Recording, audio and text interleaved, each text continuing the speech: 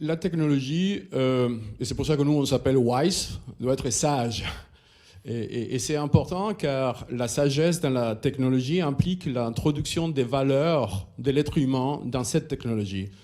Avec Brad Smith, on travaille sur les Tech Accords, dans laquelle on a actuellement 350 compagnies, et on s'est promis entre nous de ne pas utiliser notre technologie contre nous, ni non plus la vendre à des États ou des compagnies qui pourraient utiliser la technologie d'une façon hostile. Et le Tech Accord, qui a été lancé par Brad Smith, est devenu aujourd'hui un modèle de coopération dans le monde. Bien sûr, des fois, on gagne moins d'argent parce qu'on ne peut pas la vendre n'importe où, mais ce sont des compromis qu'il faut prendre pour vraiment tourner cette technologie d'une façon wise.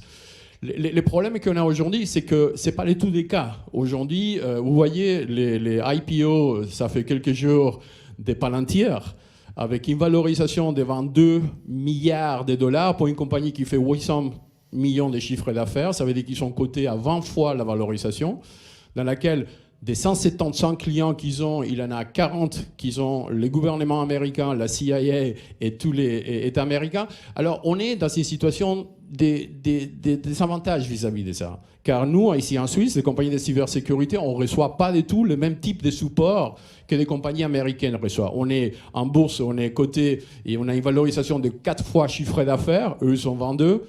Le gouvernement suisse n'investit pas dans la technologie. C'est le cas chez eux, chez Inquitel.